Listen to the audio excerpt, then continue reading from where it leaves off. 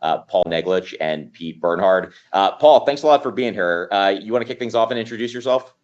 Yeah, thanks a lot, Robert. Appreciate you having us, and welcome to everyone. Paul Neglich, I run our fractional CISO program here, our vCISO side. Been in IT for now 35 years. All the areas from network to application development, infrastructure, cloud, and cybersecurity. That's my focus now over the last 5 years, and helping people through this journey. Excellent. Thanks a lot for being here, Paul. And Pete, you want to introduce yourselves? Sure. Robert, thank you very much. And hello to everybody out there. Thrilled to be here. My name's Pete Bernhard, and I head up the managed services business unit here at CEI with over 20 years of experience in the space, not only managed services, but also cybersecurity. Today, I hope to give you a little insight into the conversations I've had over the last 2 decades with IT thought leaders in the small to mid-size and small enterprise space. So again, thrilled to be here. Thanks, Robert. Fantastic. And Pete, before we jump in, you want to just tell us a little bit more about CEI, sure, what you guys do, who you serve? Sure, absolutely. So CEI is a global company. We've been in business for over 30 years. And our core competencies center around managed services, both cloud infrastructure and cybersecurity. We also have a strategy and advisory group, which focuses on ERP implementation. We have an IT staffing arm, as well as an application development unit, as well as managing those applications. So we're based in Pittsburgh, but we do have footprint in Europe, India, and South America. Fantastic. Thanks for that introduction. Yep. All right. So we're going to go probably about 45 minutes today, and we'll be fielding questions as we go if they're appropriate for the conversation and kind of in the flow of things. If you have a question, you can either just chat us or hit us in the questions box that you see on the right side of your screen. And again, we'll try to address them in the course of the conversation. If we don't get to them, we'll save some time at the end to get through as many as we can. So let's kick the discussion off by giving some insight high level into the risk and regulatory landscape, particularly facing smaller organizations. And Paul, I'll start with you. If you're running a company today, and again, this is a very kind of big picture question, but what should be kind of top of mind for you with respect to security? Sure, that's a great question. So as we know, the landscape is getting more and more complex. You're seeing a lot of news stories today of people that have been either breached or have some sort of ransomware attack or whatnot. The thing that I would really suggest from a small mid-size is what's your posture management right now, and in taking a look at the different specific controls that are out there, and really doing a baseline based on your business. So if you're in the medical field, obviously HIPAA and PHI, but how does that map into some of the other regulatory compliance related controls? And we'll talk a little bit more about that as we go along, but really getting a good sense of your current posture and your baseline, so you can then make business decisions on what those next steps are. And Paul, just to kind of level set for everybody, when you talk about security posture, what are kind of the components that you think about that kind of go into that? Oh, absolutely. So various areas that hit in that is your security awareness training. Looking at that first and foremost, that's the single entry point into your company is the human firewall that we call it. So what are you doing on a regular basis to train your employees, make them part of your cyber posture? And that gives you a good sense of the population of your company, who is being, who is taking the bait for phishing, who's responding to password changes, and it could be even down to the physical side of checking people in and making sure folks are who they say they are. So pulling all that together gives you, that's one area. The other side, there's several different, but awareness training by far, is number one. But then having, specific tasks or specific duties that are done on a regular basis, from vulnerability patching to data protection.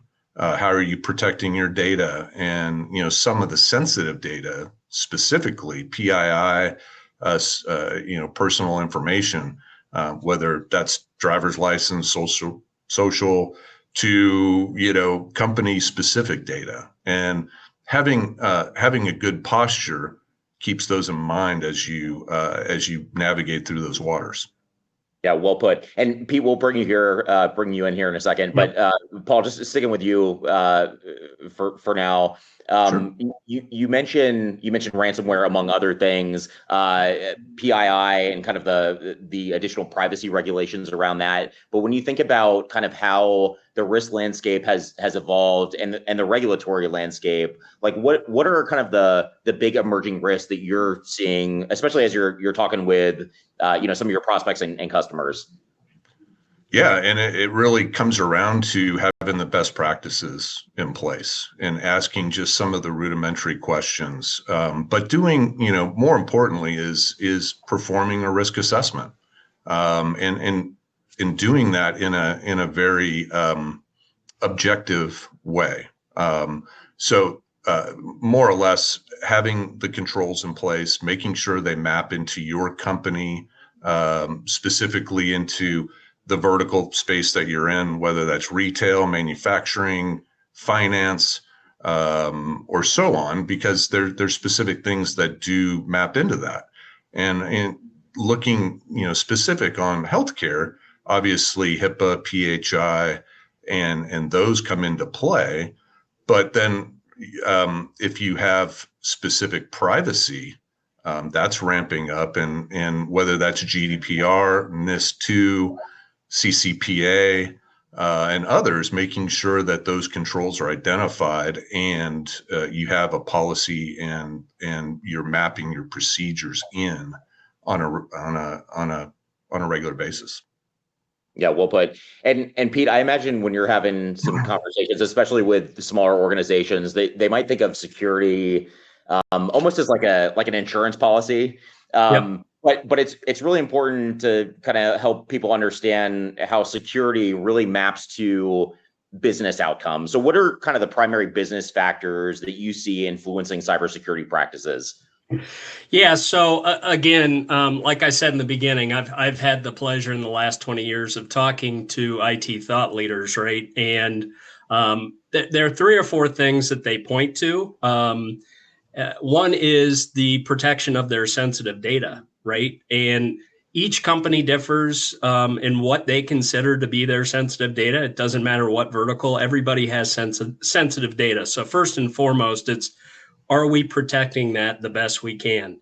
The other piece, and as it applies to the SMB space, is reputation management, right? If, for instance, I'm a consumer of a company's product and I hear that maybe there was a breach, right, in their system, as a consumer, I'm going to be concerned because all of my data that they may house may have gone out into the ether, and who knows what those folks, that the bad actors, are going to do with that.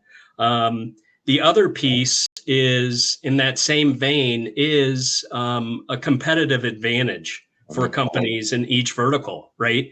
If you can maintain that level of security and avoid those major costly breaches, it's going to give you a competitive advantage in the market. Does that answer your question, Robert?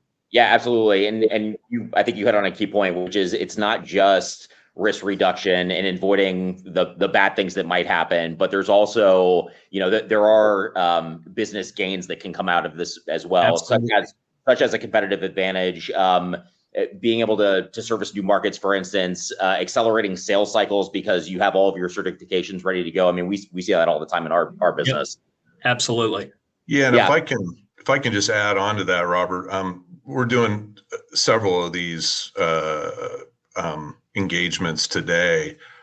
Coming out of an assessment, a lot of our customers are seeing and really getting proactive. Or today we were in a readout executive summary, and the CEO was like, "Hey, how can I want to get away from being on defense. I want to be on offense." And that was a great point, is how do we get to the point where I know I can see exactly where we're at. And when I talk to my potential customers, I can instill confidence that we do have the right controls in place. So I thought that was very good analogy now that we're in the football season of getting off of defense and getting into the offensive side of the house. And did you get a sense of, like, when talking to that CEO, what being on the offensive would mean for him in the business? Absolutely. So when new contracts or when new relationships start, this is a manufacturing and services company, a lot of new regulation and new compliance is coming into place. So if you want our contract, requirements are coming down that you need to be NIST compliant or ISO 27K compliant, so that we have the ability to know that our risk is much lower, that you're taking care of our data, that you're taking care of our services in a security thoughtful way. Yeah, well put. Pete, going back to you, when you're talking to some of the leaders of these businesses, like, what would you say are their biggest misconceptions around not just kind of security in general, but where, like, feelings where they think they might be better off than they actually are? Yeah. So really good question there. And I like to kind of paint the landscape of these bad actors. There is honor among thieves, right? So in that vein, there are a lot of companies that I talk to that simply say, you know what, we're too small to be a viable target for these people. And actually, if you read, and you can find it anywhere, that there are certain groups of these hacking organizations, and some of them, and not as many, are focused on the larger enterprise clients. But we're finding daily that more of these kind of offshoots of these larger organizations are going after the small to mid-sized market for the simple reason that they're assuming, because you're a small organization and you may not have a robust internal IT department, your security is not going to be as mature as maybe, let's say, an enterprise account. That's the biggest one that I come across all the time. And it's just, it really is a true misconception. You can read it. The other piece I'll add is, when we watch the news, they're not reporting on the $500 billion company that was hacked. They're talking about Target. They're talking about Microsoft, right? And all these things, right? If it's not front of mind, if you're not seeing or reading about it, people are assuming it's not happening, but that's just not the case. Yeah, good point. And I mean, to your point, like, you'll see the statistics and the Verizon reports and everything else. But when you look at actual data breaches and attacks, more than 50% are, I think it's under businesses under 500 employees. And to your point, it's because at least there's a sense that those are, from a security posture perspective, they're less rigorous than their larger counterparts, right? Well, and I would add the other piece, the other common misconception is that cybersecurity, outsourcing any piece of that, is too expensive. And I have found, if you look at all the things you may outsource as far as IT in your environment, cybersecurity is the least expensive piece. It's less expensive than a help desk or traditional cloud infrastructure managed services. It actually, to get your initial posture in shape, it is the least expensive outsourcing service you can provide to your company. Well, we're going to talk about this later on in the presentation, but especially less expensive, and especially when you start to think about the returns on the investment, like it really starts to stack up, right? Right. Absolutely. Paul, let me ask you, and maybe this is kind of more of a, getting to the technical side now, but based on the initial assessments you've performed with some of these organizations, like where would you say that a lot of these clients or prospective clients are most often kind of gapped when it comes to their security posture? Yeah, it's it's a great question, and I think there's definitely when security over the years has been, hey, let's just lock it down with a password, or make sure it's in the DMZ, and we feel nothing's happened, so we feel pretty good. But when you go through a CIS framework, which is the Center for Internet Security, we can break it down into 3 implementation groups. So it's just having the basic hygiene in the implementation group 1 to additional controls that come with IG2 and IG3. But typically when we go into a company that's 100, 200 people, companies usually land in the upper 40% to the mid 50%. Just running through the controls that are outlined by the CIS advisory group. And when you think about kind of the remaining 50%, like where are the most impactful things that can kind of be checked off, or maybe another way to ask it is like, where often do you see that 50% not being met? Oh, no, absolutely. So mentioned awareness training up front early on. That's normally a big area that's not being covered. So bringing in a provider that has that capability. Obviously, specifics out there we can go through, from a know before to Microsoft, and there's over a dozen different companies that provide an LMS type of solution. But some of the other things that a lot of people don't realize is they're not implementing multi-factor authentication, especially in the small, mid-size businesses, and helping them through, whether it's Microsoft or Cisco or others, is identifying a recommendation to get that multi-factor in place. Data protection is another big area. So whether that's having immutable backups, which takes your backups, puts them at another site and encrypts them, to data loss prevention, and making sure that your critical data is being secure and being managed. So those are a lot of big things that we see. And then lastly, I encourage people to make sure they're doing an annual penetration test. And that looks outside of your company and that looks inside your company, and making sure that ports are being, locked down, to making sure your strong passwords are in place, to, how easy is it to crack your wireless, landing zones and networks and so forth. So those are the big things that really come up more often than not. I'm curious, do you all see like certain types of organizations that you think are more vulnerable, for instance, to attack, just due to the kind of either the business they're in or the kind of information that they hold? I'm thinking, for instance, about like law firms, for instance, or healthcare. I mean, we mentioned that, where they're dealing with a lot of PII. Pete, you're nodding your head. Jump ahead.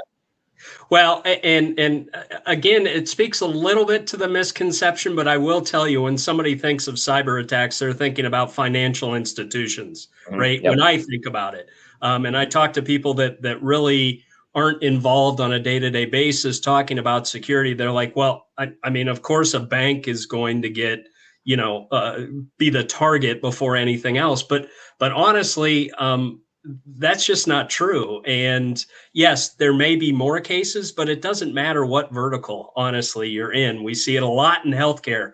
I don't know. It's again, it seems like you can't go a week without seeing, or hearing about some big healthcare system that was compromised. So it's across the board. Wherever there is user data available, you're a target, unfortunately.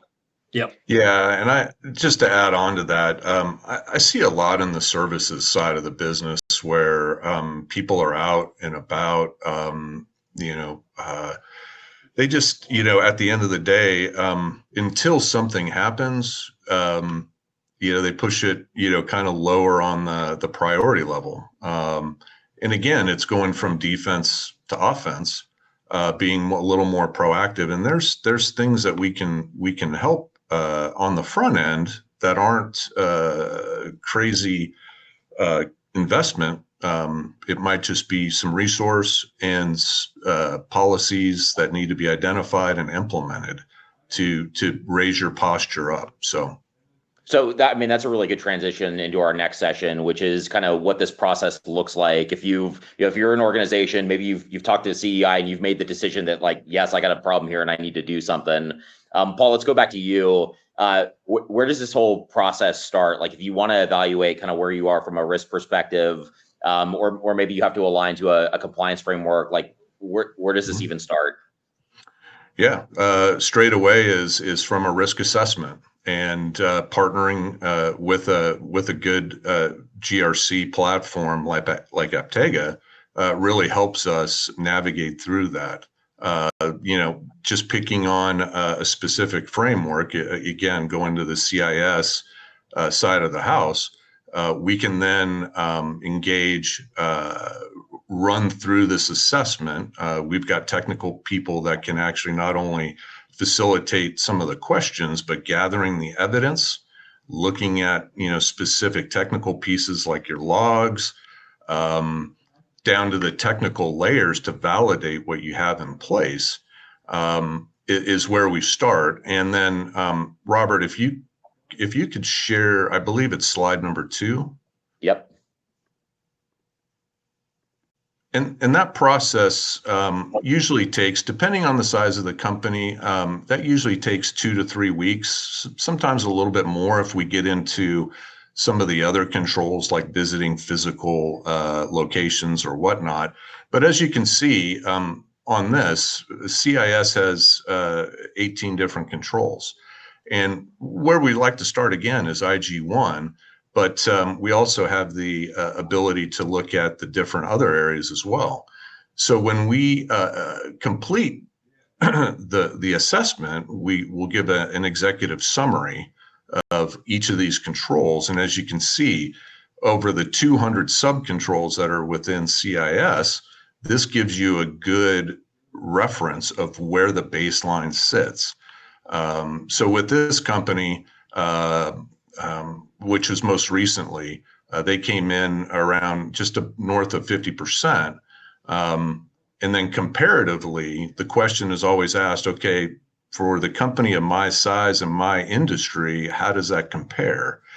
And that's where our partnership with Apptega is really strong, in the sense that they've got well over 3,000 customers through their partner ecosystem. So we can take a look and say, okay, in this industry, once the controls are in place, that compares to a 77% side of the house.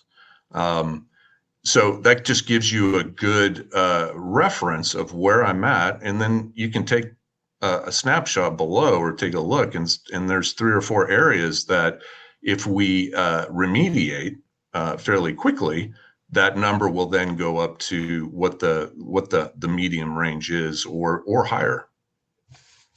And Paul, I'm curious to know kind of, and as we're looking at what this looks like, and considering, some organizations are juggling multiple frameworks, or they're wanting to, fill a compliance obligation and up-level their security posture. Like, when you're seeing these gaps, what's the work that you all are doing to start to prioritize where, like, the most impactful work is, and make sure that you're doing that first and budgeting for it? Because there might be, I imagine you step into some situations where it's like, we got a lot of work to do, and the organization might not know kind of where to start and what's going to be most impactful for their business, or, earlier on. Right. No, and that's great segue into the next slide is your risk posture management, or your risk where you're currently at. And again, the Apptega tool is I've been a partner now over 3 years, and this gives a great visual of where those areas are in this heat map. The current left side of the diagram shows where those specific areas are. And then when you're within the platform, you can then navigate around. So you can click on that top right risk, and it can share exactly what is tied to that, the different controls. So that's what we use to work with customers to say, this is our recommendation to start, and we'll lay out a roadmap, a 3-month, a 6-month, into the next 12 plus months to say, this is where we should start, higher risk, lower investment, if you will, some of the low hanging fruit, and then put together that plan collaboratively with our customers. But then when we get those remediations done, you can see on the right side what the residual is. And you can then see how that progress is mapping, in real time. Sure, and here's what a roadmap might look like as you are laying it out. Correct, and thanks for bringing that up. So remediation to next steps over the next 6, 12, 24 months. Awesome. And then on the bottom, you can see, where your current score is and where that's going once those are remediated. Yeah, fantastic. And Pete, when you think about kind of resource allocation for something like this, and budgeting in particular, like how are you kind of counseling some of your clients to think about, what the initial spend is going to be, but maybe more importantly, like how to actually think about the return on the investment? Sure. The first piece, I'm never going to pretend to know more about my client's business than they do, right? So the first step is they need to identify what their key assets are to begin with, right? And those key assets then become part of that initial assessment. And when you talk about budgeting, these assessments that we do at CEI to get a baseline on your security posture, depending on the complexity of the environment, we can come in and do those assessments at no cost, honestly. So we come in, do that initial assessment, and then give you that roadmap that will align with your current budget, and then also look at allocations for future spend, right? To Paul's point, we do not expect, and it's actually not even best practice, to try and attack the entire environment as a whole from the very beginning, right? Yep.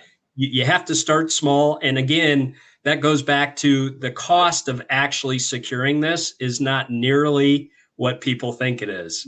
So a lot of times those budgets are in place without these companies actually having to move money around into operational and capital buckets.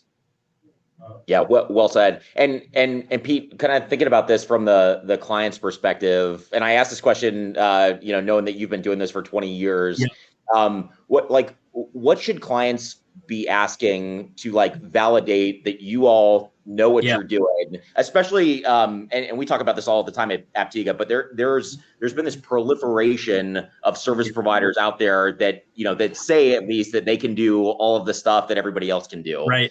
So what are the things to look for to know that yes, this is a solid provider and they're going to be able to execute on the things that they say they can?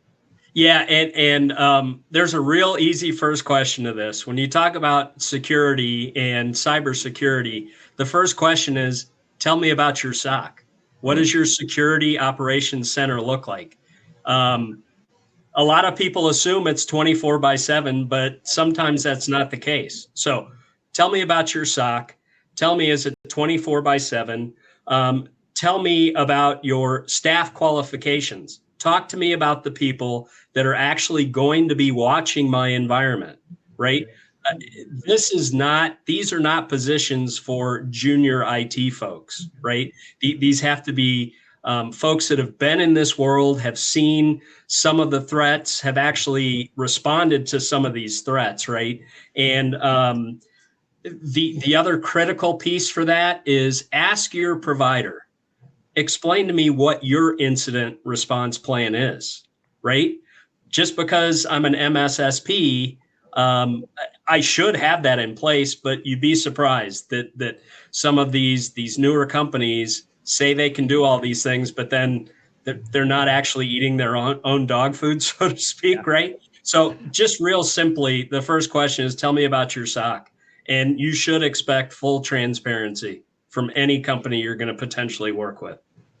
Yeah, and I can add just a little bit more color to that. Is not only what's going on today, but then we're very passionate about doing what we call tabletop exercises and looking at the specifics that are in place. So show me your last incident response, to Pete's point, and walk me through what happened, what give me the timelines, how did that affect the business?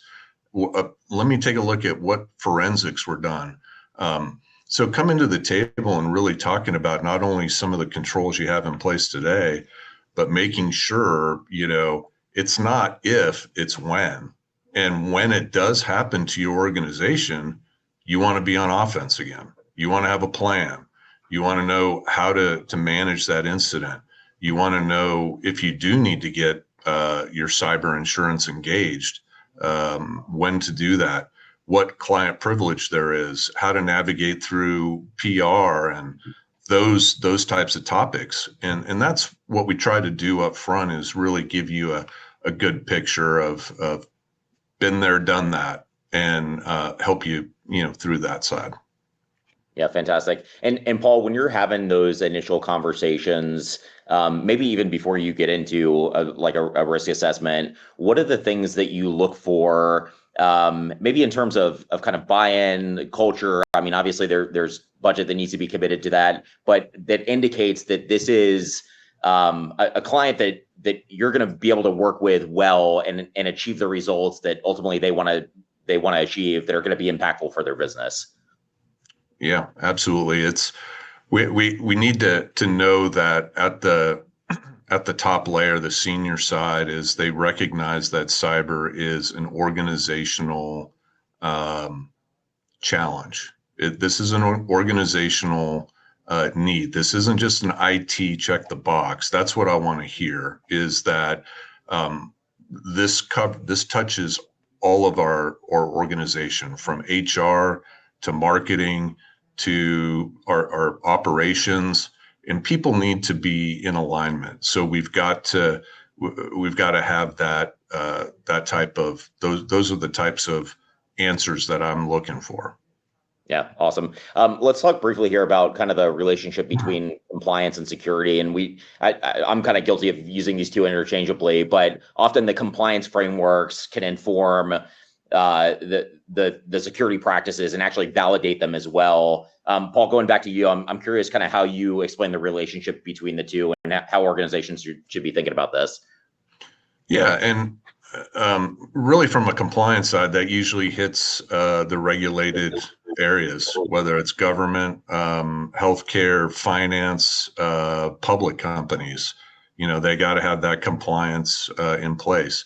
But there are, several other small, medium-sized businesses that need the cyber and the security side. So there's two ways to look at that. One, you've got to maintain your compliance with the regulations, but on the other side, you got to know where you are from that posture from a security side, and keeping those two aligned is really important as we continue on this journey. Yeah, sure. And Pete, I'm curious to know from you. I mean, it's one thing if you're, a publicly traded company, or you're doing international business, or you're a big healthcare provider or whatever, and there are like clear regulatory obligations. I imagine a lot of the companies that we're talking about that are smaller might not have as rigorous obligations, or at least are under the impression that they don't. How do you kind of get that message across and let them know that, yeah, this is important for you too? Yeah, compliance can be a scary word, right? Especially for those in verticals that aren't financial or healthcare. But using these compliance frameworks simply helps mitigate risk. It doesn't matter what vertical you're in. So these compliance network or these compliance frameworks, yes, some of them were designed specific to verticals, but overarching, the biggest piece that any company is worried about is mitigating risk. And that's the thing that we talk about. It doesn't have that's why compliance, like I said, can be a scary word, but all it is we've developed ways to help you mitigate risk. And it doesn't matter what regulatory bodies you're answering to. Mm-hmm. Yeah, fantastic. And Paul, can you speak to this?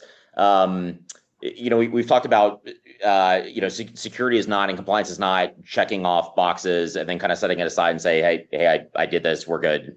It's a continuous thing that you all are delivering and working with these clients with over time. How do you all kind of show that progress, and how should the client be thinking about kind of increasing their posture over time and the value that brings to their business? Yeah, absolutely. And having a solid partnership with Apptega is really a great way to show transparency of where you're at and what the roadmap and recommendations are. As we shared earlier, that heat map, you can see progress on a regular basis. We really encourage on a quarterly basis to have that plan and how we are performing to that plan. And in that risk side is, there are budgetary, pieces that we need to keep in mind.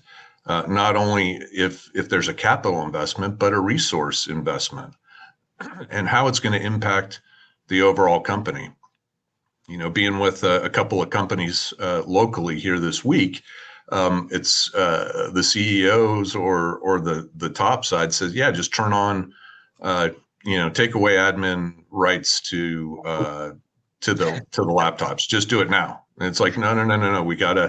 We gotta communicate and plan and put those in motion. But that is, where we need to go. So, but having a tool and a platform to show the progress is, 9 times out of 10, that really just, indicates where we're at, where we're going, showing the trend lines, and at the end, maintaining that level throughout the year.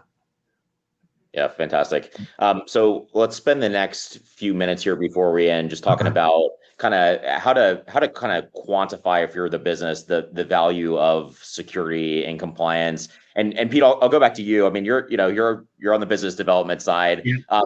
I imagine you get frequent pushback on even though this is a lower cost thing relative to other initiatives. You're probably getting a lot of pushback on kind of budget and price and all that kind of stuff. Tell us about those conversations and kind of how you get across the value of these services. Yeah. So a couple things can happen immediately if you are breached, right? There is immediate financial cost, right? Yep. Immediate. The other thing that I like to talk to the clients about is, tell me if your data was, if somebody came in and hacked your environment and held your data ransom, what does 1 minute cost your business? What is 30 minutes? What is 1 hour? What is 1 week? I can't quantify that for you. Tell me what would happen to your business, right? And that's not even to mention or to bring up customer trust, right? We talked about that earlier.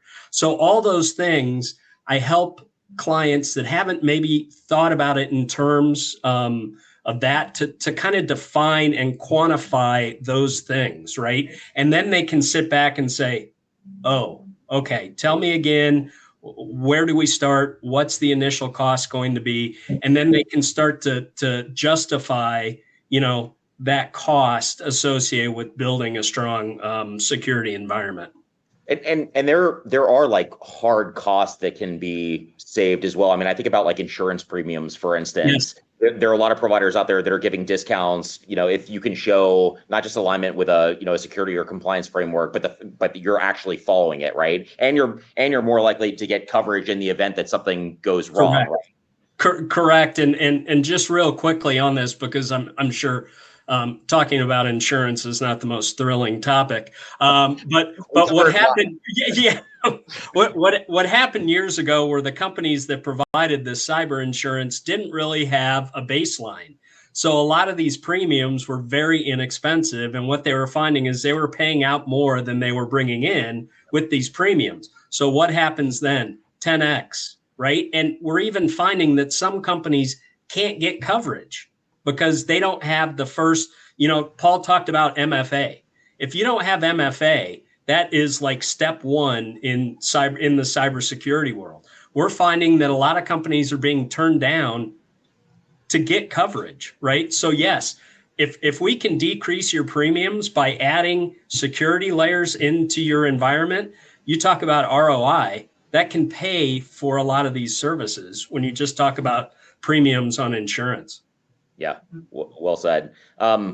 Paul, let me ask you, and we've probably got a couple more questions and then we'll wrap up.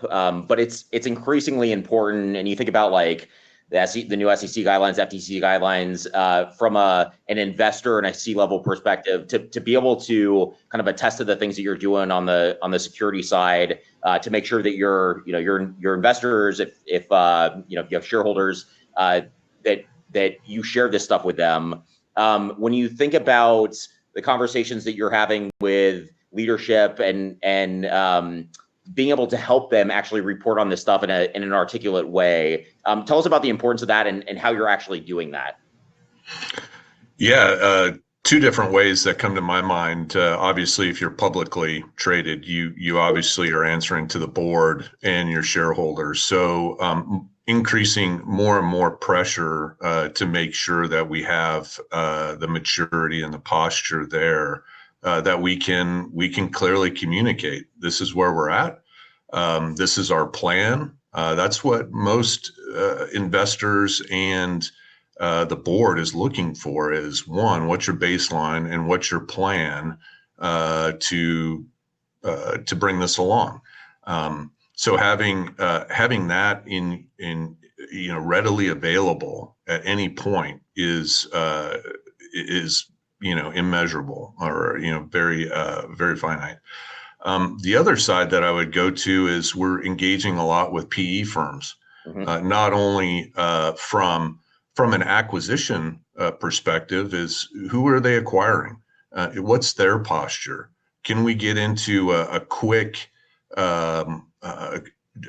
quick template to just give me a feel for where they're at? Because typically, if they're down in that 20 to 30% range, there's going to be a lot of remediation, and there's going to be some investment there. On the other side, from a divestiture perspective, if you have your controls and your posture up, so is the value of your company or your assets. So those are the things that when I talk to folks, especially when they're having to answer to a board, to their investors, to shareholder communities, this is an area that gets them a lot of attention. And every board meeting that I'm at, or a shareholder meeting, the top 2 or 3 things on the CEO mind is, what's my risk position right now? Or what is your risk position? And whether that's cyber or financial or whatnot, cyber keeps bubbling up to the top. So having a plan of where you're at the baseline and moving forward really helps take a lot of the pressure off. Well, and Robert, if you don't mind, if I could add, that's a lot, right? Like, how am I going to get all this information to these key stakeholders, these board members? How much time is that going to take, and what's that going to cost? Using tools like Apptega, right, we can generate automated reporting. so that it can be scheduled on whatever that cadence needs to be internally. We can make that as seamless as possible for you. So you're saving time and you're not having to spend days on end putting together all this reporting about, where you are as far as risk is concerned. Fantastic. So let's end with this. I'll each give you, let's say 30 seconds, just best piece of advice for an organization that's considering kind of going through this process and really taking their security posture seriously and wanting to improve it. Paul, go back to you.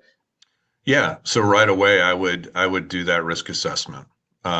Trust but verify. If you have an MSP or an MSSP, it's okay to do a risk assessment and provide an outside lens into where you're at. And again, it's zero to low cost, whether how you're doing your assessment. Well put. Pete, how about you? Yeah, and with that assessment comes, let's implement basic security measures, right? And in conjunction with that is user training, right? 90% of breaches start at the user level, right? So those two things. And again, it is not something that's cost prohibitive when you look at what potentially you're staving off as an organization when it comes to risk. Yeah, fantastic and well said. We're going to leave it there. Pete, thanks a lot for being here. Paul, it was a pleasure as usual. Thank you to our audience as well. We have the next Apptega webinar coming up in a couple weeks. We'll email you about the schedule. We're also going to send a survey out right after this. If you would like more information about CEI, if you'd like us to connect you with Pete or Paul, please just check the box and we'll make sure that happens. And we'll see you all next time. Have a great rest of your afternoon. Thanks a lot. Thank you. Thanks. Bye.